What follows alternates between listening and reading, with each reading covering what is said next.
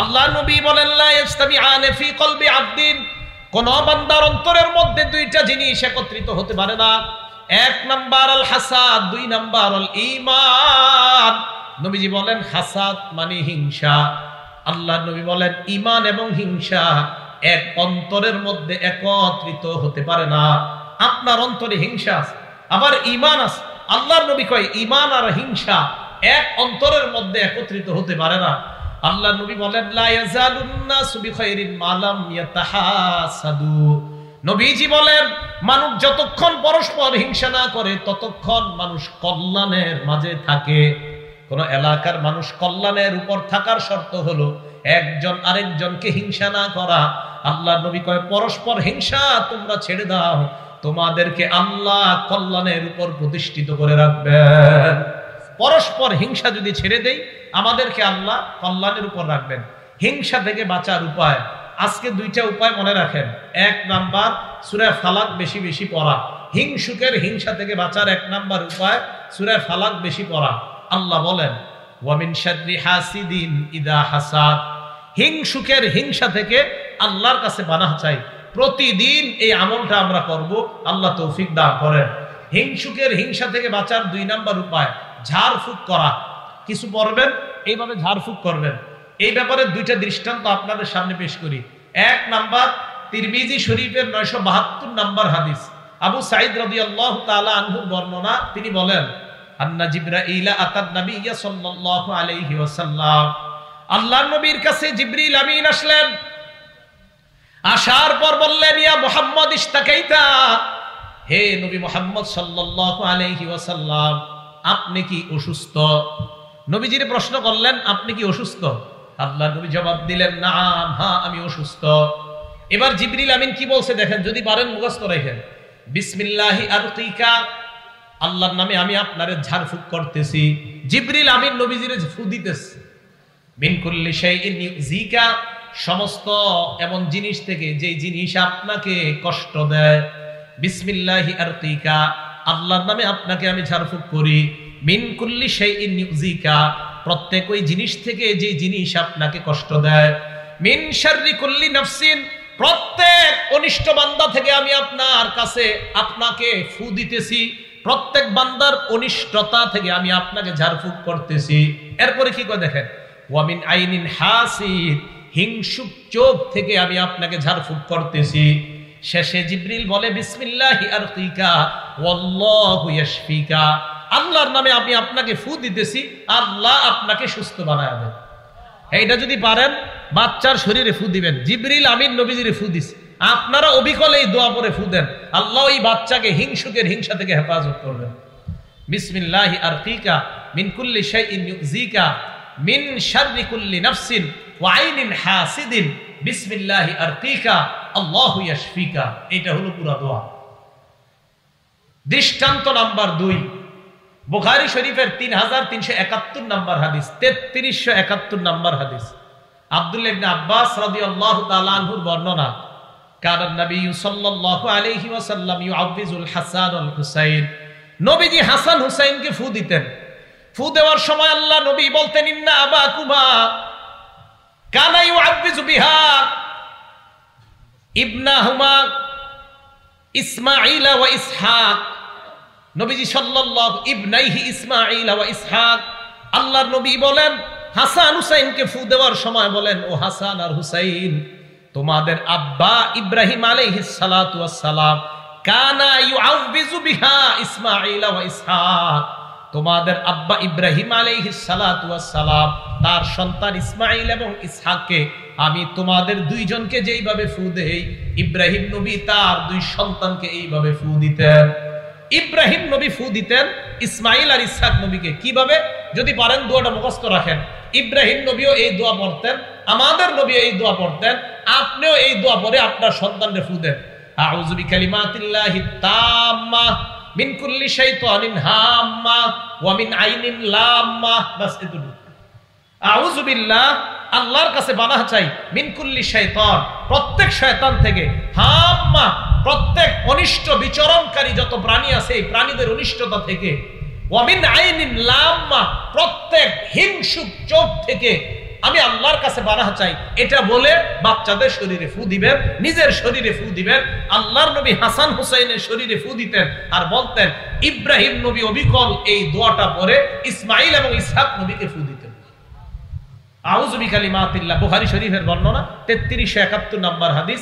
আউযু বিকালিমাতিল্লাহি তাম্মা মিন কুল্লি শাইতানিন হাম্মা ওয়া মিন কুল্লি আইনিন লাম্মা। এই হলো দোয়াটা। আল্লাহ আমাদের সকলকে আমল করার তৌফিক দান করেন। এখন আসেন 9 নাম্বার কথা, হিংসুক চোখ নিয়ে 5টা কথা বলবো, মন দিয়ে শুনেন। হিংসুক চোখ, এতক্ষণ বললাম হিংসুক ব্যক্তি, হিংসুক চোখ, এই কথাটা খুব গুরুত্ব সহকারে শুনেন। হিংসুক চোখ 1 নাম্বার সূরা কলামের 51 নাম্বার আয়াত, আল্লাহ পাক রব্বুল আলামিন বলেন, ওয়া ইয়াকাদুল লাযীনা কাফারু লা ইউযলিকুনাকা বিআবসারিহিম লাম্মা সামিউয যিকরা ওয়া ইয়াকুলুনা ইন্নাহু লামাজনুন।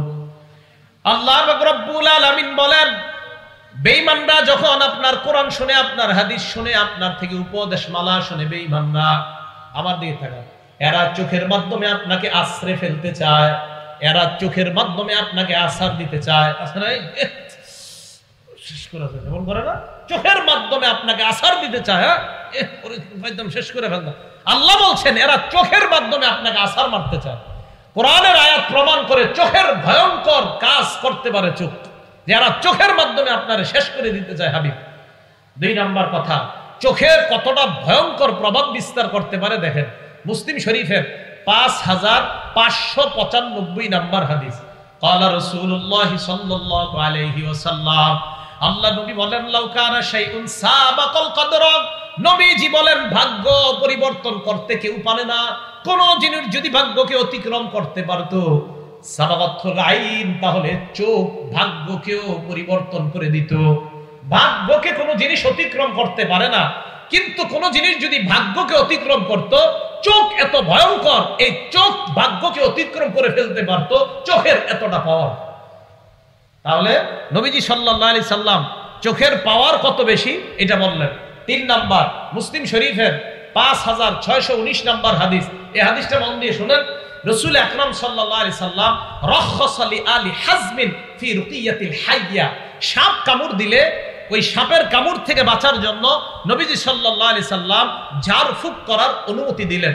হযরত জাফর রাদিয়াল্লাহু তাআলা আনহু বিবির নাম আসমা বিনতে উমাইস, এই আসমা বিনতে উমাইস রাদিয়াল্লাহু তাআলা আনহার সন্তানদেরকে নবীজি তাকাইলেন, তাকানোর পর বললেন, মালি আরা আজসামা বানি আখিক দারিআতান।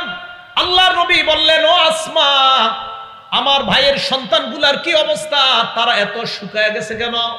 তুসিবুহুমুল হাজা, না খাইতে না খাইতে আমার ভাতিজারা কি শুকায় গেল নাকি? হযরত জাফর হলো আমাদের নবীজির চাচাতো ভাই, সেই হিসাবে নবীজি বললেন, আসমা, আমার এই চাচাতো ভাইয়ের ছেলেগুলার এই অবস্থা কা, তারা কি না খাইতে না খাইতে শুকায় গেছে নাকি, এমন অবস্থা কা? দেখেন, মন দিয়ে শুনেন, নবীজি বললেন এদের শরীর বাড়ে না কেন, এমন চিকনা কেন, শুকায় গেছে কেন? হযরতে আসমা জবাব দিলেন, লা ইয়া রাসূলুল্লাহ, খাদ্যের কোনো অভাব নাই, ওয়ালাকিনিল আইন তুসরিউ ইলাইহিম ইয়া রাসূলুল্লাহ, কিন্তু হুজুর আমার সন্তানগুলোর উপর মানুষের বদনজর লাগে। কি লাগে? হুজুর মানুষ খুব দ্রুত আমার সন্তানগুলোকে বদনজর দেয়।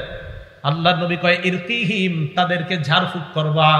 তাহলে এই হাদিস দ্বারা বোঝা যায় চোখ আপনারে একদম একদম রোগাক্রান্ত বানায় দিবে। চোখ মানুষের ক্ষেতের ধান পুরা নষ্ট করে দেয়, চোখ পেঁপে গাছের সব পেঁপে ফেলায় দেয়, চোখ কাঁঠাল গাছের কাঁঠাল সব নষ্ট করে দিবে। তো রাসূল আকরাম সাল্লাল্লাহু আলাইহি সাল্লাম বললেন, আসমা, তোমার সন্তানদের কি হয়েছে? কয়, হুজুর এদেরকে চোখ বদ নজর এদের উপর খুব বেশি লেগে যায়। নবী কয়, ঝাড়ফুঁক করো। 4 নাম্বার কথা, ইবনে মাজাহ কিতাবের নাম, হাদিস নাম্বার 3509, 3509। হ্যাঁ, এটা মন দিয়ে শুনেন। মাদ্রাসার হুজুর যারা আছে তাদেরকে বলবো, এলাকাবাসী যারা আছেন তাদেরকে বলবো, মাদ্রাসার ছাত্র যারা আছেন তাদেরকে বলবো, এলাকাবাসীও শোনেন। আপনারা মাঝে মাঝে সন্তান গোসল করায়া বারান্দায় দাঁড় করায় দেন, রোদ্রের মধ্যে দাঁড় করায় দেন, সন্তান দাঁড়ে উঠানের মধ্যে ছেড়ে দেন, তার শরীরের দিকে অন্য মানুষ তাকায়। এরা ভালো করে শোনেন, সন্তানের অথবা আপনারা বয়স্ক যারা, আমরা বয়স্ক যারা, আমরাও যারা পুকুরের মধ্যে সবার সামনে গোসল করি, খুব সতর্ক হয়ে গোসল করা দরকার, শরীরে গামছা রাখা দরকার। কেন দরকার? হাদিসটা শোনেন। ইবনে মাজাহ 3509 নাম্বার হাদিস। নবীজি সাল্লাল্লাহু আলাইহি সাল্লামের জামানায় এক আশ্চর্য ঘটনা ঘটছে। কি ঘটছে? আমির ইবনে রবিআ, বলেন তো নামটা কি? আরেকটা নাম মনে রাখবেন, সাহাল ইবনে হুনাইফ। কি নাম? সাহাল ইবনে হুনাইফ। তো এই সাহাল ইবনে হুনাইফ গোসল করতেছে। মাররা আমির ইবনে রবিআ বিসাহাল ইবনে হুনাইফ রাদিয়াল্লাহু তাআলা আনহুমা। আমির ইবনে রবিআ সাহাল ইবনে হুনাইফের পাশ দিয়ে অতিক্রম করলেন। অতিক্রম করার সময় ওহুয়া ইয়াগতাসিলু, সাহাল ইবনে হুনাইফ গোসল করতেছিলেন। সাহাল ইবনে হুনাইফ দেখতে বড় সুন্দর। সাহাল ইবনে হুনাইফকে দেখার পর আমির ইবনে রবিআর বক্তব্যটা ছিল এমন, লাম আরা কাল ইয়াউম ওয়ালা জিলদা মুখাব্বাআতান। সাহাল ইবনে হুনাইফকে গোসলরত অবস্থায় এত সুন্দর আমি দেখলাম, এমন সুন্দর শরীর কোন পর্দার আড়ালের নারী কেউ দেখি না। কি বলল? আমির ইবনে রবিআ বলল, সাহাল ইবনে হুনাইফ এত সুন্দর ছেলেটা, এত সুন্দর তার শরীর, পর্দার আড়ালের কোন নারীও মনে হয় এত সুন্দর না। আমির ইবনে রবিআ বলল, ফামা লাবিসা আন লুবিতা সাহাল ইবনে হুনাইফ, বেশিক্ষণ হয় না সাহাল ইবনে হুনাইফ বেহুশ হয়ে গেছে। তাড়াতাড়ি আল্লাহ নবীর কাছে নিয়ে যাওয়া হয়। আল্লাহ নবী কি বললেন, ইয়া রাসূলুল্লাহ, তাড়াতাড়ি আপনি কিছু একটা করেন। নবীজি কয়, কি হইছে? মান তাত্তাহিমুনা বি, তোমাদের কাদেরকে সন্দেহ হয়? কাকে সন্দেহ হয়? সাহালের উপর কারো বদনজর লাগছে বলে কি তোমাদের সন্দেহ হয়? কয়, জি হুজুর। কয়, কাকে? কয়, আমির ইবনে রবিআকে আমাদের সন্দেহ হয়। নবীজি কয়, নাই কেন?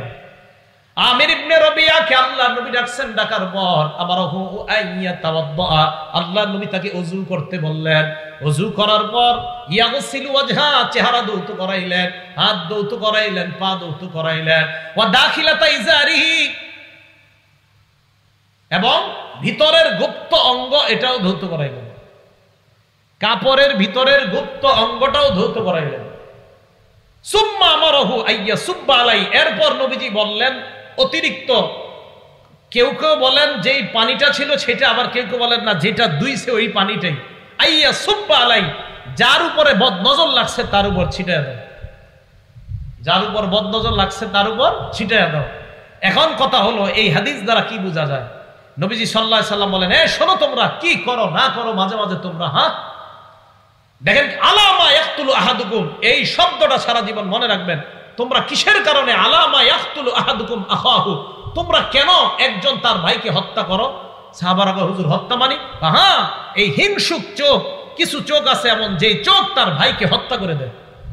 যেই চোখ বদনজর পড়ার কারণে এমন অবস্থা হয় যে তার ভাইকে শেষ করে দেয়। তাহলে আল্লাহর নবী কারো বদনজর পড়াটাকে হত্যার সাথে শামিল করছে। আলামা ইয়াকতুলু আহাদুকুম আখাহু, তোমাদের কেউ তার ভাইকে কেন হত্যা করো? নবীজি বললেন, ইজা রাআ আহাদুকুম, তোমাদের কেউ যখন কাউকে দেখে, মা ইউজিবুহু, যেটা তার কাছে ভালো লাগে, ফালইয়াদউ লাহু বিল বারাকা, ওই সময় যেন সে তার জন্য বরকতের দোয়া করে। কাউকে যখন দেখবো আমরা, সৌন্দর্যতা যদি চোখে আসে, মাশাআল্লাহ মাশাআল্লাহ, এই দোয়াগুলা করব। এখন এলাকাবাসী যারা আছি, আমাদের জন্য করণীয় কি? দোয়া তো আমি আপনি হয়তো করলাম যারা জানি, কিন্তু যে জানে না সে তো দোয়া করবে না। তার চোখ যদি আপনার ছেলের উপরে লাগে তাহলে কিন্তু বরবাদ হয়ে যাবে। এই জন্য বাচ্চাদেরকে সবার সামনে গোসল করায়েন না, বাচ্চাদেরকে গোসল করায় সবার সামনে রোদ্রে দাঁড় করায় দিয়েন না। গেঞ্জি সহ, শরীরে একটা কাপড় সহ বাচ্চাকে অন্যের সামনে দেন, না হয় এমন বদনজর লাগবে, ফুটফুটে একটা সন্তান দেখবেন হঠাৎ একদম চিকন হয়ে চ্যাংরা হয়ে শেষ হয়ে যাওয়ার উপক্রম হয়ে যায়। এগুলো বদনজরের কারণে হয়। মাদ্রাসার তালেব ইলম যারা আছেন, ছাত্র ভাইয়েরা, যদিও আমরা অনেকের মাঝে গোসল করতে হয়, আলহামদুলিল্লাহ মাদ্রাসার ছাত্রদের মধ্যে তো বদনজর নাই, সারাক্ষণ কোরআন হাদিস পড়ে।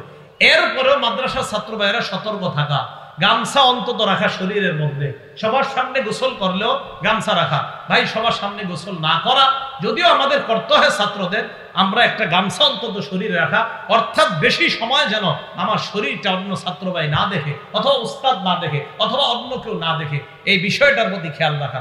মনে থাকবে তো সবার কথাগুলো ইনশাআল্লাহ? তাহলে বদ নজর থেকে বাঁচা, এটা খুব জরুরি বিষয়। 5 নাম্বার কথা, আম্মা জান আয়েশা সিদ্দিকা রাদিয়াল্লাহু তাআলা আনহার বর্ণনা, তিনি বলেন, কানা রাসূলুল্লাহ সাল্লাল্লাহু আলাইহি ওয়াসাল্লাম ইয়ামুরুনা আন নাস্তারকিয়া।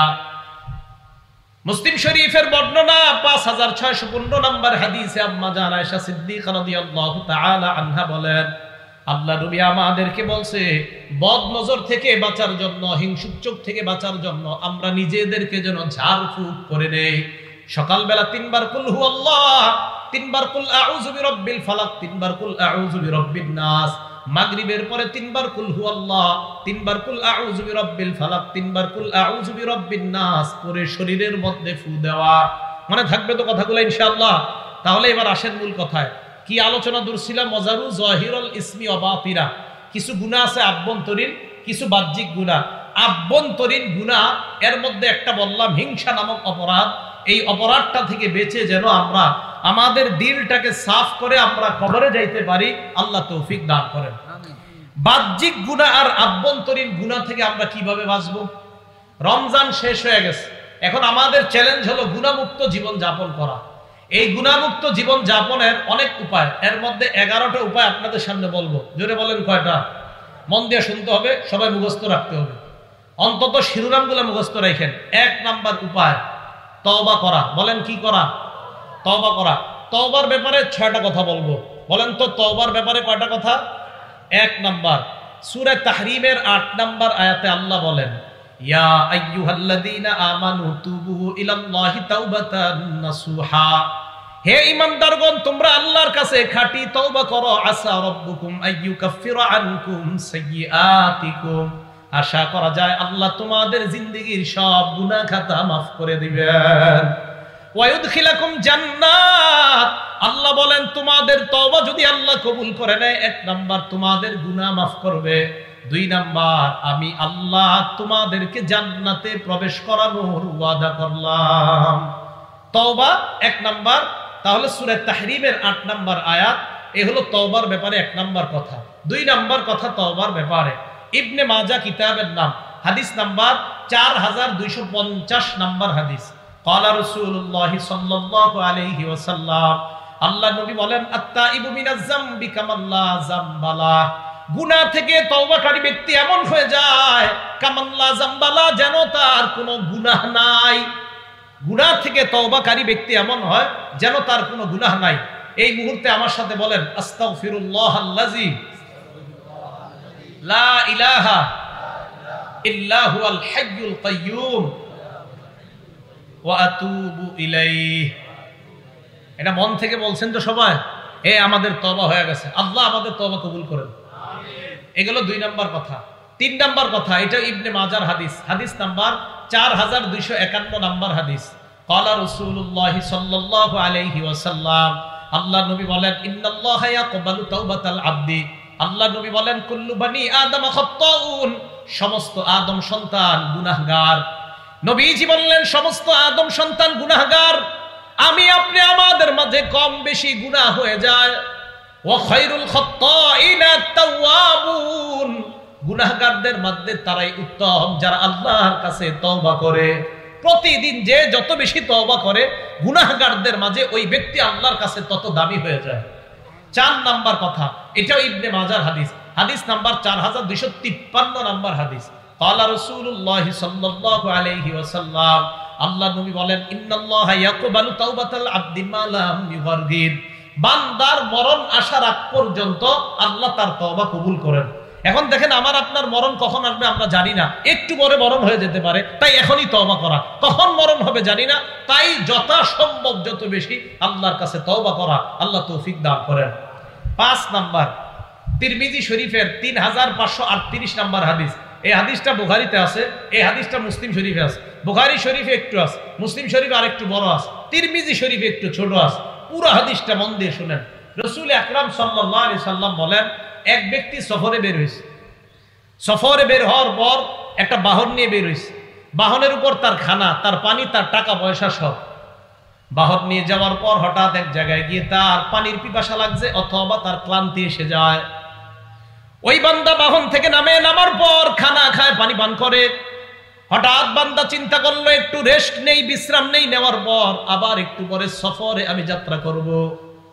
বান্দা হঠাৎ ঘুমায় যায়, ঘুম থেকে উঠছে, ওঠার পর চারদিকে তাকায় দেখে তার বাহন নাই। তাহলে খানাও গেল, পানিও গেল, টাকা পয়সা গেল। বান্দা এবার চিন্তা করে কি করা যায়, পিছনে যদি যাই বাড়ির দিকে রওনা করি তাও বাঁচবো না, সফর যেই জায়গায় রওনা করলাম সেখানেও যেতে পারবো না। এখন আমার এই জায়গায় মরণ ছাড়া কোনো উপায় নাই। মরণের নিয়তে ওই জায়গায় বসে রয়েছে। পিছনে যাওয়া সম্ভব না, সামনেও সম্ভব না, কারণ অনেক দূর এসে গেছে। বৈশা বৈশা আসতে আবার ঘুমাইসে গেছে। হঠাৎ আল্লাহ পাক রব্বুল আলামিন তার ঘুম ভেঙে দেয়। ঘুম থেকে জাগ্রত হওয়ার পর তাকায় দেখে তার বাহন খানা পানি টাকা পয়সা নিয়ে উপস্থিত হয়ে যায়। খুশি বেশি না কম? এই বান্দা খুশি কম না বেশি? কত খুশি বান্দা! আল্লাহর দিকে তাকায়, তাকায় দেখেন কি, আল্লাহুম্মা, হে আল্লাহ। কি বলছে? আবার বলেন, কি বলছে? তার মানে চিনছে যে আপনি আল্লাহ। আল্লাহরে ডাক দিয়ে কয়, আল্লাহ আনতা আবদি ওয়া আনা রাব্বুকা। আল্লাহর দিকে তাকায় কিন্তু বলছে, হে আল্লাহ। এটা বলছে আপনি আমার বান্দা, আমি আপনার রব। বলছে কি? কি বলছে? হে হে আল্লাহ। ঠিক কইছে। এটা করার পরে বলবে আর কি, আল্লাহ আপনি আমার রব, আমি আপনার গোলাম। এটা না বলে কয়, আল্লাহ আপনি আমার বান্দা, আমি আপনার রব। নবীজি কয়, আখতা বিশিদ্দাতিল ফারহি, খুশির ঠেলায় বেচারা ভুল করে ফেলছে। খুশিতে যে কি বলবে এর মুখ দিয়ে আসার কথা, আল্লাহ আপনি আমার রব, আমি আপনার বান্দা। প্রথমে কিন্তু বলছে হে আল্লাহ, এটা বললে কয়, আল্লাহ আপনি আমার বান্দা, আমি আপনার রব। ভুল করে খুশিতে। নবীজি বলেন, লাল্লাহু আফরাহু বিতাওবাতি আহাদিকুম মিন আহাদিকুম বিদাল্লাতিহি ইযা ওয়াজাদাহা। তোমাদের কেউ তার হারিয়ে যাওয়া বাহন ফিরে পাওয়ার পর এত পরিমাণ খুশি হইলা, যেই খুশিতে তুমি আল্লাহরে বান্দা বইলা ফেললা, নিজেরে রব বলে ফেললা, তোমার মাথাও কাজ করে নাই, তাহলে তোমার খুশির মাত্রা কি ছিল? একজন বান্দা তওবা করে গুনাহ থেকে ফিরে আসলে এই বান্দার চেয়ে আল্লাহ কোটি গুণ বেশি খুশি হয়েছে। তাহলে তওবা করা। এ গেল 5 নাম্বার কথা। 6 নাম্বার, মুসলিম শরীফের 6882 নাম্বার হাদিস। ক্বালা রাসূলুল্লাহ সাল্লাল্লাহু আলাইহি ওয়াসাল্লাম, আল্লাহ নবী বলেন, ইন্নাল্লাহা ইয়াবসুতু ইয়াদাহু বিল-লাইলি লিয়াতুবা মুসিউন নাহার। আল্লাহ পাক রব্বুল আলামিন রাতের বেলা তার কুদরতি হাত প্রসারিত করে দেয় দিনের অপরাধীদেরকে ক্ষমা করার জন্য। ওয়া ইয়াবসুতু ইয়াদাহু বিন-নাহার লিয়াতুবা মুসিউল লাইল, রাতের অপরাধীদেরকে মাফ করার জন্য আল্লাহ দিনের বেলা তার ক্ষমার হাত প্রসারিত করে দেয়। 24 ঘন্টা আমাদের তওবা কবুল করার জন্য আল্লাহ পাক রব্বুল আলামিন তার ক্ষমার হাতকে প্রসারিত করে দেয়। ভাই বেশি বেশি তওবা করব আল্লাহর কাছে। রাজি আছি না ইনশাআল্লাহ? তাহলে আভ্যন্তরীণ গুনাহ, বাহ্যিক গুনাহ থেকে মাফ পাওয়ার 1 নাম্বার উপায় তওবা করা। 2 নাম্বার ইস্তেগফার পড়া। করেন আমার সাথে, আস্তাগফিরুল্লাহ আস্তাগফিরুল্লাহ। আমাদের নবীর আগে কোনো গুনাহ নাই, পরে কোনো গুনাহ নাই। নবীজি বলেন, আল্লাহি ইন্নী লা আস্তাগফিরুল্লাহ ওয়া আতুবু ইলাইহি ফিল ইয়াউমি আকসারা মিন 70 মাররা। আল্লাহর নবী বলেন, যেই নবীর আগে পরে কোনো গুনাহ নাই, এই নবী কয় আমি প্রতিদিন আল্লাহর দরবারে 70 বারের বেশি আস্তাগফিরুল্লাহ এবং তওবা করি। কয়বারের বেশি? আপনাদের সুবহানাল্লাহর মিটারে বোঝা গেছে হুজুরের চেয়ে গুনাহ আমগো কম। বুঝেন নাই? নবী সাল্লাল্লাহু আলাইহি সাল্লাম প্রতিদিন কয়বারের বেশি তওবা করে আল্লাহর কাছে? তাহলে আমাদের কি পরিমাণ তওবা করা দরকার, কি পরিমাণ ইস্তেগফার পাঠ করা দরকার? হ্যাঁ, 500 বার নিয়মিত। রাজি আছেন ইনশাআল্লাহ? কয়বার? 500 বার পড়তে 5 মিনিটও লাগবে না, কিন্তু পড়বেন না। বাসে বৈশা খালি গল্প করবেন, চা স্টলের সামনে খালি গীবত শিকায়াত করবেন, জিকির করবেন না, ইস্তেগফার পাঠ করবেন না। কারণ আমাদের তো গুনাহ কম, এই জন্য ইস্তেগফার বেশি পাঠ করা দরকার নাই। ইস্তেগফার যত বেশি করবেন, মাদ্রাসার তালেবে ইলম ভাইরা সুযোগ পাইলে যদি দেখেন গল্প করতে মন চায়, ইস্তেগফার করবেন। ইস্তেগফার যেই ছাত্র যত বেশি করবে তার মেধা তত বেশি বাড়বে। কারণ ইস্তেগফার যে যত বেশি পড়ে তার গুনাহ তত বেশি ঝরে। ইস্তেগফার যে যত বেশি পড়ে তার গুনাহ তত বেশি ঝরে। যার গুনাহ যত বেশি ঝরে যায় তার মেধা তত বেশি বেড়ে যায়। কথা মনে রাখবেন, ইস্তেগফার যে যত বেশি পড়ে তার গুনাহ তত বেশি ঝরে। যার গুনাহ যত বেশি ঝরে যায় তার মেধা তত বেশি বেড়ে যায়। এই কথা মনে রাখবেন। এই জন্য ছাত্র ভাই, স্কুল কলেজের ছাত্র যারা আছেন, ইস্তেগফার বেশি পড়বেন, আল্লাহ মেধা বাড়িয়ে দিবেন। আল্লাহ পাক রব্বুল আলামিন এই আমলটা বেশি বেশি করার তৌফিক দান করেন। সূরা আলী ইমরান আয়াত নাম্বার 135 নাম্বার আয়াত আল্লাহ বলেন, ওয়াল্লাযীনা ইযা ফাআলু ফাহিশা আও যালামু আনফুসাহুম যাকারুল্লাহ। যারা অশ্লীল কর্ম করে, নিজেদের উপর জুলুম করে, সাথে সাথে আল্লাহরে স্মরণ করে, ফাস্তাগফিরু লিযুনুবিহিম, অপরাধের জন্য ক্ষমা চায়, ওয়া মাইয়াগফিরুয যুনুবা ইল্লাল্লাহ, আল্লাহ ছাড়া গুনাহ মাফ করার আছে কে? আল্লাহ বলেন, উলাইকা জাযাউহুম মাগফিরাতুম মির রাব্বিহিম, যারা অপরাধ করার পর আমার দরবারে ইস্তেগফার পাঠ করে ক্ষমা চায়, আমি রবের পক্ষ থেকে তাদের জন্য ক্ষমার ঘোষণা করে দিলাম। ইস্তেগফার বেশি পড়ব। মুসলিম শরীফের 6879 নাম্বার হাদিস, নবীজি আল্লাহর পক্ষ থেকে একটা হাদিস বলেন, মানে হাদিসে কুদসি। এই দেখেন এলাকার নাম কি হুজুর? পাথরদিয়া। এই পাথরদিয়ার এই জায়গার আমরা একজন গুনাহ করছি, গুনাহ করার সাথে সাথে আল্লাহ কয় আজনাবা আব্দুন জাম্বা, এক বান্দা গুনাহ করছে। গুনাহ করার পর ওই বান্দা আল্লাহকে বলছে আল্লাহুম্মা গফিরলি জামবি, আল্লাহ তুমি আমার গুনাহ মাফ করে দাও। বলেন তো একটু আল্লাহ, আল্লাহ তুমি আমার গুনাহ মাফ করো। এ দেখেন কি বলে আল্লাহ। আল্লাহ এটা শুনে কয় কি আজনাবা আব্দি জাম্বা, এই আমার বান্দা গুনাহ করছে। গুনাহ করার পর ফাআলিমা আন্না লাহু রাব্বা, আমার বান্দা জেনেছে তার একজন রব আছে আল্লাহ। ইয়াগফিরুজ যামবা, যে রব গুনাহ মাফ করে দেয়, ওয়া ইয়াখুযু বিযামবি, গুনার কারণে পাকড়াও করে। আমার বান্দা জানে তার একজন রব আছে যে রব গুনাহ মাফ করে, তাই তো বান্দা আমাকে বলছে আল্লাহ তুমি আমার গুনাহ মাফ করে দাও। আমার বান্দা জানে তার রব আছে, তাই আর কারো কাছে মাফ চাইনি, রবের কাছে চাইছে। এটা বলার পর আল্লাহ কয় সুম্মা আদা ফাআজনাবা, বান্দা গুনাহ থেকে মাফ চাওয়ার পরে আর গুনাহ করে না। ইবলিস আবার গুনাহ করায় ফেলছে। গুনাহ করার পর আবার কয় রব্বি ইগফিরলি, মাবুদ মাফ করো। আল্লাহ কয় আলিমা আব্দি আন্না লাহু রাব্বা, আমার বান্দা জানে তার একজন রব আছে।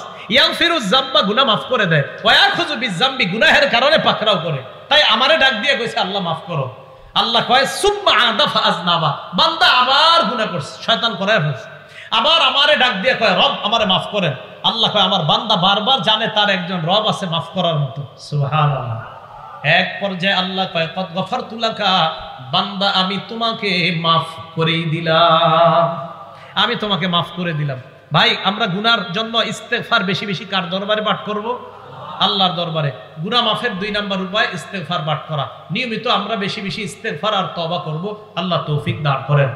3 নাম্বার গুনাহ মাফের উপায়, বাংলাটা মনে রাখবেন। 3 নাম্বার উপায়টা ক্ষমা পাওয়ার আশায় আল্লাহর কাছে ক্ষমা চাওয়া। বলেন তো বাংলাটা, পাওয়ার আশায় আল্লাহর কাছে, না না ভুল হয়েছে, ক্ষমা পাওয়ার আশায় আল্লাহর কাছে বারবার ক্ষমা চাওয়া। বলেন কি বলছি?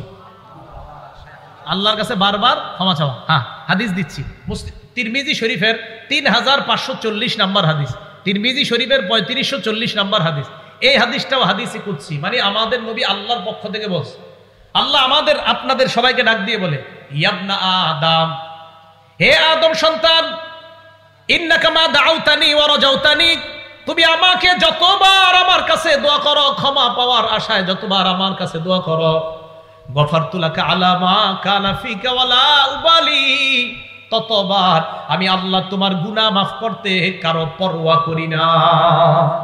ভাই পরোয়া করা কাকে বলে বলেন তো? আমি আপনাদের কাউরে বললাম, কেউ যদি এটা শোনাইতে পারে তারে 100 টাকা দিব। তো হুজুর বললো না দিয়েন না, আমি বললাম না আমি দিব, আপনার কি?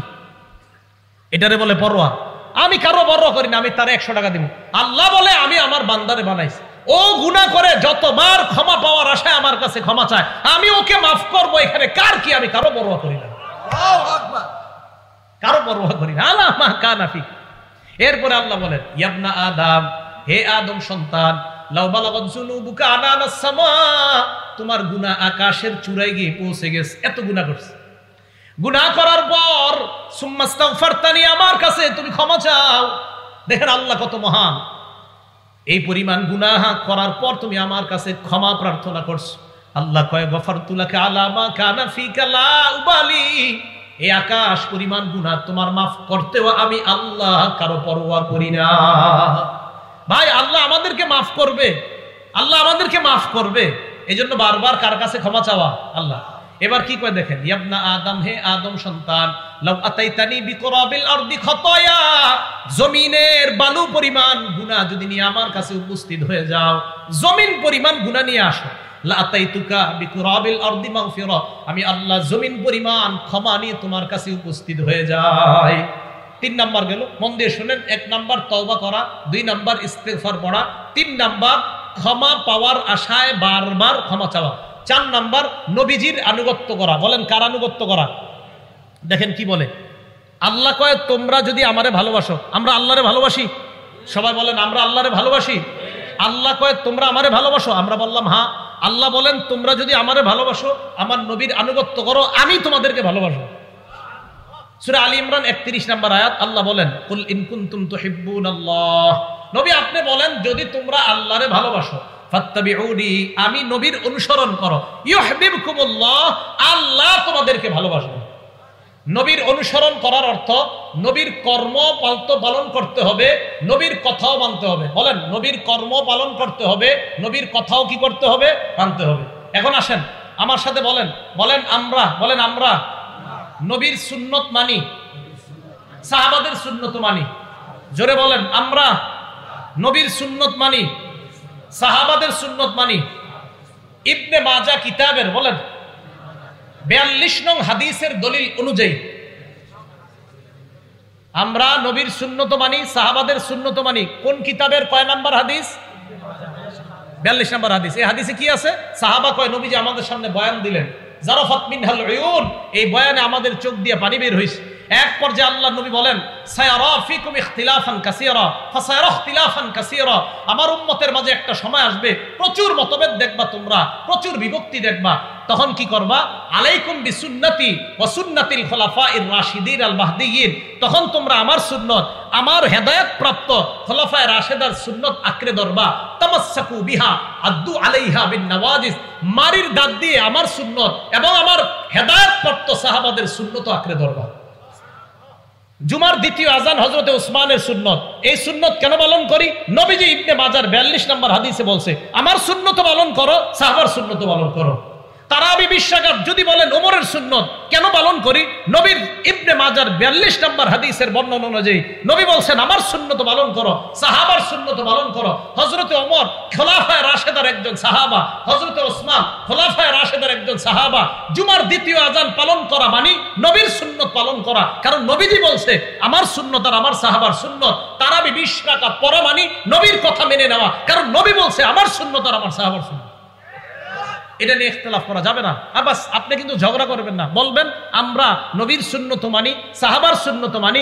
ইবনে মাজাহ কিতাবের 42 নং সহিহ হাদিসের দলিল অনুযায়ী, শুধু হাদিস বলবেন না, বলবেন সহিহ হাদিস। কি হাদিস? মনে থাকবেনি সবার? তাহলে 4 নাম্বার নবীর আনুগত্য করা। নবীর আনুগত্য মানি নবীর সুন্নত মানা। বলেন তো নবীর সুন্নত মানা মানে নবীর কর্ম মানা, কথা মানা। নবীর কথায় আছে আমার সুন্নত মানো, সাহাবার সুন্নত মানো। এই ভাই মনে থাকবে তো? 5 নাম্বার আজান দেওয়া। বলেন কি দেওয়া? সংক্ষেপে বলছি, আবু দাউদের 515 নাম্বার হাদিস, নবীজি বলেন আল মুআজ্জিন ইউফারু লাহু মাদা সাউতিহি, মুয়াজ্জিনের আজানের আওয়াজ যত দূর যায় তত দূর তাকে ক্ষমা করে দেওয়া হয়। 6 নাম্বার 2 রাকাত নামাজ পড়া। আবু দাউদ শরীফ হাদিস নাম্বার 1521 নাম্বার হাদিস, নবীজি বলেন মামিন আবদিন ইউজনিবু যামবান, কোন বান্দা যখন অপরাধ করে, করার পর ফায়হসিনুল ওযুআ, ওযু করে, করার পর ফায়াকুমু ফায়ুসাল্লি রাকাতাইন, দাঁড়িয়ে 2 রাকাত নামাজ আদায় করে, নামাজের পর ইস্তাগফারুল্লাহ, আল্লাহর দরবারে কয়েকবার পরে আস্তাগফিরুল্লাহ আস্তাগফিরুল্লাহ আস্তাগফিরুল্লাহ ইল্লা গফারাল্লাহু যামবা, আল্লাহ তার গুনাহ মাফ করে দেয়। 7 নাম্বার 5 ওয়াক্ত নামাজ নিয়মিত পড়া। এটা আওয়াজ দিয়ে বলেন তো কয় ওয়াক্ত নামাজ নিয়মিত পড়া? আরো জোরে, কয় ওয়াক্ত? ফজর সারানা সহ সহ কয় ওয়াক্ত নামাজ পড়া? 5 ওয়াক্ত। বুখারী শরীফের 526 নাম্বার হাদিস, এক সাহাবা নবীজির কাছে গেছে, হুজুর আমি তো বড় অপরাধ করছি। ইতিমধ্যে নবীজি সাল্লাল্লাহু আলাইহি সাল্লাম কোরআনের এক আয়াত শোনাইলেন, আকিমিস সালাতা তরফাইন নাহারি ওয়া যুলাফাম মিনাল লাইল, দিনের 2 অংশে এবং রাতের কিছু অংশে তোমরা নামাজ পড়ো। এই কথা বলার পর নবীজি সাল্লাল্লাহু আলাইহি সাল্লাম বুঝাইলেন 5 ওয়াক্ত নামাজ পড়ো। ইন্নাল হাসানাত ইউযহিবনাস সাইয়্যাত, নেক কাজ খারাপ কাজকে মিটিয়ে দেয়। 5 ওয়াক্ত নামাজ যারা পড়বে তাদের গুনাহ আল্লাহ মাফ করে দেয়। সাহাবা বললেন আলিয়া হাজা, হুজুর এটা কি শুধু আমার জন্যই বৈশিষ্ট্য? নবীজি সাল্লাল্লাহু আলাইহি সাল্লাম বললেন না না, লি জামিই উম্মতি কুল্লিহিম, আমার দুনিয়ার সমস্ত উম্মতের জন্য এই বৈশিষ্ট্য। 5 ওয়াক্ত নামাজ পড়বে, আল্লাহ তাদেরকে মাফ করে দিবেন। 8 নাম্বার জামাতের সাথে নামাজ আদায় করা। এটাও একটু মিছিল দিয়ে বলেন কিভাবে নামাজ আদায় করা? আরো জোরে বলেন কিভাবে নামাজ আদায় করা? জামাতের সাথে নামাজ আদায় করা। এক সাহাবা নবীজির কাছে আসছে, মুসলিম শরীফের হাদিস, হাদিস নাম্বার 6899 নাম্বার হাদিস। নবীজির কাছে আসার পর নবীজিকে বলতেছে ইয়া রাসূলুল্লাহ আসবতু হাদ্দান, আমি এমন অপরাধ করছি যে অপরাধে আমার উপরে শাস্তি প্রয়োগ করা দরকার। ইতিমধ্যে ফরজ নামাজের সময় হয়ে গেছে, একটা ফরজ নামাজ, ফজর না ফরজ। ওই নামাজে নবীজি নামাজ পড়াইলেন, ওই সাহাবা নামাজ পড়লেন। নামাজ পড়ার পর নবীজি সাল্লাল্লাহু আলাইহি সাল্লামের সামনে আবার আসছে, আয়া কয় আকিম ফিয়া কিতাব আল্লাহ, হুজুর তাড়াতাড়ি বিচার করেন। নবীজি কয় হাল হাদারতাস সালাতা মানা, তুমি কি আমাদের সাথে এই নামাজটা পড়ছো জামাতে? কয় হ্যাঁ। নবীজি বলেন গুফিরা লাকা, বাস যে অপরাধটা করছো না আল্লাহ মাফ করে দিচ্ছে। 5 আজান দেওয়া, 6 2 রাকাত নামাজ পড়া, 7 5 ওয়াক্ত নামাজ পড়া, 8 জামাতের সাথে নামাজ পড়া। ভাই জামাতের সাথে নামাজ পড়বো তো ইনশাআল্লাহ। এখানে অন্ধ আছেন নি কেউ? সবাই কয় না। অন্ধ আছেন? কেউ থাকলে হাত তোলেন। আছেন অন্ধ? অন্ধ কেউ নাই। তাহলে একটা হাদিস শোনেন, রিয়াজুস সলিহিন 1073 নাম্বার হাদিস। এক অন্ধ সাহাবা নবীজির কাছে আসছে। আসার পর কয় ইয়া রাসূলুল্লাহ লাইসা লি কাঈদুন ইয়াকুদুনি ইলাল মসজিদ, হুজুর এমন কেউ নাই যে আমারে ধরে ধরে মসজিদে নিয়ে যেতে পারবে। নবীজি কয় কি বলতেছো সেটা কও। হুজুর আমি বাসায় নামাজ পড়লে হবে কিনা? নবীজি বললেন হ্যাঁ ঠিক আছে হবে, যাও। ফতোয়া দিয়ে দিছে নবীজি, হবে, যাও বাসায় নামাজ পড়ো। ফালাম্মা ওয়াল্লাহ, লোকটা রওনা করছে বাসায়। মন দিয়ে শুনেন, দাহু নবীজি ডাক দিলে, এই শোনো শোনো, হাল তাসমাউন নিদা, আজান শোনো বাসা থেকে? কয় জি হুজুর, বাড়ি থেকে আজান শোনা যায়। নবীজি বললেন ফাজিব, তাহলে মসজিদে জামাতে এসো। উনি কি অন্ধ সাহাবা ছিলেন না দেখতেন? অন্ধকে নবীজি কি বললেন, কিভাবে আসবা জানি না, বাস আজান শুনবা মসজিদে আসবা। হ্যাঁ আপনারা ঘুমাই থাকেন বাসায়। তাহলে জামাতের সাথে নামাজ আদায় করা 8 নাম্বার। 9 নাম্বার গুনাহ হয়ে গেলে সাথে সাথে একটা ভালো কাজ করা। তিরমিজি শরীফের 1987 নাম্বার হাদিস, আবু যর গিফারীকে নবীজি বললেন ইত্তাকিল্লাহা হাইসুমা কুনতা, যেখানেই থাকো আল্লাহরে ভয় করো। ওয়াতবিইস সাইয়্যাতাল হাসানাতা তামহুহা, খারাপ কাজ হয়ে গেলে সাথে সাথে একটা ভালো কাজ করবা। এই ভালো কাজটা তোমার খারাপ কাজকে মিটিয়ে দেবে। এজন্য কোনো সময় খারাপ কাজ হয়ে গেলে আস্তাগফিরুল্লাহ আস্তাগফিরুল্লাহ আস্তাগফিরুল্লাহ বেশি বেশি পড়া। 10 নাম্বার জিকিরের মজলিসে বসা। এই যে আপনারা এখন জিকিরের মজলিসে আছেন, বুখারী শরীফ হাদিস নাম্বার 6408 নাম্বার হাদিস, নবীজি বলেন ইন্না লিল্লাহি মালাইকাতান ইয়াতুফুনা ফিত তুরুক, আল্লাহর একদল ফেরেশতা আছে আপনাদের সামনের রাস্তায় ঘুরে। ইয়াতুফুনা ফিত তুরুক ইয়ালতামিসুনা আহলা যিকরি, কোথায় আল্লাহর দ্বীন সম্পর্কে আলোচনা হয় এমন মজলিস খুঁজে। ফাইদা ওয়াজাদু কওমান ইয়াজকুরুন আল্লাহ, তারা আপনাদেরকে পাইছে যে আপনারা আল্লাহর দ্বীন সম্পর্কে আলোচনা শুনতেছেন, করতেছেন এবং আরো হবে। তারাদাও হালুম্মু ইলা হাজাতিকুম, এই রাস্তার ফেরেশতা অন্যান্য রাস্তার ফেরেশতাদেরকে ডাইকা নিয়ে এসে কয় হালুম্মু ইলা হাজাতিকুম, আরে কোথায় ঘুরো, এখানে আসো। পাথর দিয়া দারুল উলুম মাদ্রাসার মাঠে একটা দল পেয়ে গেছি আমরা, আসো। ফায়াহুফুনাহুম বিআজনিহাতিহিম ইলাস সামাইদ দুনিয়া, পুরা মাঠটাকে ফেরেশতারা বেষ্টন করে একজনের কাঁধের উপর আরেকজন, আরেকজনের কাঁধের উপর আরেকজন, এইভাবে আল্লাহর আসমান পর্যন্ত ফেরেশতাদের একটা সারি চলে গেছে। আল্লাহ কয় মাজা ইয়াকুলু ইবাদি, আমার বান্দারা কি বলে? তো ফেরেশতারা বলে ইউসাব্বিহুনা ওয়া ইউকাব্বিরুনা ওয়া ইউমাজ্জিদুনা ওয়া ইয়াহমাদুনা, আল্লাহ এরা সুবহানাল্লাহ বলে, এরা আলহামদুলিল্লাহ বলে, এরা আল্লাহু আকবার বলে, এরা আপনার বরত্ব বর্ণনা করে। আল্লাহ কয় হাল রাউনি, দেখছে আমাকে? কয় না মাবুদ দেখে নাই। আল্লাহ পাক রব্বুল আলামিন বলেন কাইফা লাউ রাউনি, দেখলে কি করতো? কয় মাবুদ দেখলে কানু আশাদ্দালাকা ইবাদা ওয়া আকসারালাকা তামজিদা ওয়া তাহমিদা, দেখলে আরো বেশি বেশি তাসবিহ পাঠ করতো, আরো বেশি বেশি ইবাদত করতো। আল্লাহ কয় কি চায়? কয় জান্নাত চায়, জাহান্নাম থেকে বাঁচতে চায়। শেষে আল্লাহ বলে ইশহাদু আন্নী কদ গফারতু লাহু, সাক্ষী থাকো এই পাথর দিয়া মাদ্রাসার মাঠে আজকে যারা বয়ান শুনতেছে এবং শুনবে, শেষ পর্যন্ত থেকে বাসায় যাবে, আমি তাদেরকে মাফ করে দিই। 11 নাম্বার আল্লাহর জিকির করা। কি করা? আল্লাহর জিকির করা। তিরমিজি শরীফ 3375, তিরমিজি শরীফ 3377, বুখারী শরীফ 6407, বুখারী শরীফ 6405, মুসলিম শরীফ 1239 নাম্বার হাদিস। সবগুলা জিকির সম্পর্কে আল্লাহ রাসূল সাল্লাল্লাহু আলাইহি সাল্লাম বলেন মাসালুল্লাযী ইয়াজকুরু রাব্বা ওয়াল্লাযী লা ইয়াজকুরু রাব্বা, আমরা দুইজন এক ঘরের মধ্যে আছি, উনি জিকির করে আমি জিকির করি না। ওনাকে আল্লাহ রাসূল বললেন মাসালুল হাইয়্যি ওয়াল মাইয়িত, উনি জীবিত ব্যক্তির মতো, আমি মরা ব্যক্তির মতো। নবীজি সাল্লাল্লাহু আলাইহি সাল্লাম বলেন মান ক্বালা ফিল ইয়াউম সুবহানাল্লাহ ওয়া বিহামদি মিআতা মাররা, একটু বলেন সুবহানাল্লাহ ওয়া বিহামদি।